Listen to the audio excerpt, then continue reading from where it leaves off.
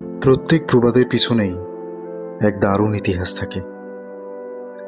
সাধারণ কথাবার্তার মধ্যে আমরা সেই প্রবাদের ব্যবহার করে থাকলেও তার আড়ালে থাকা সম্পূর্ণ ইতিহাস খুব কম মানুষই জানে। ঢাল নেই, তরোয়াল নেই, নিধিরাম সর্দার। প্রথমে এর অর্থ আমাদের জানতে হবে। এই প্রবাদের অর্থ, যদি কোনো ব্যক্তি ক্ষমতার চাইতে নিজেকে অনেক বেশি যোগ্য মনে করে বা নিজেকে বড় দেখাতে পছন্দ করে, তাকেই এটি বলা হয়। অপরকে তাই ক্ষমতার সীমাবদ্ধতা বোঝানোর জন্য এই প্রবাদ ব্যবহার হয়ে থাকে।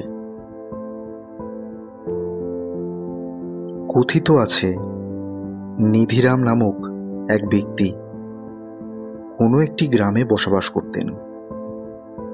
সে নিজেকে ভীষণ সাহসী ও বলশালী মনে করতেন। নিজের ক্ষমতাকে নিয়ে তিনি ভীষণ অহংকারী ছিলেন।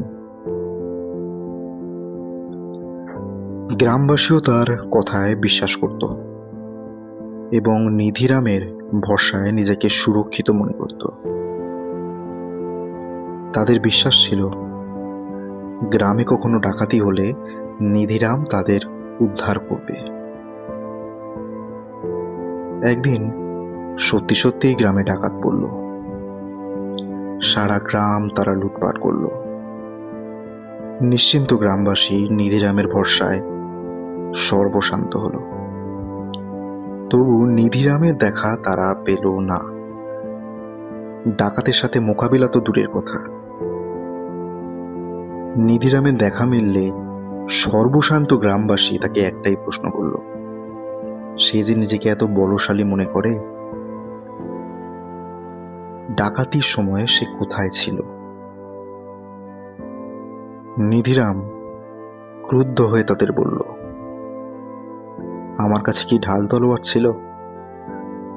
থাকলে ওদের দেখিয়ে দিতাম। গ্রামবাসী বুঝতে পারল, নিধিরামের সব কথাই আসলে ভাওতা। কাজের কোনো যোগ্যতাই তার মধ্যে নেই।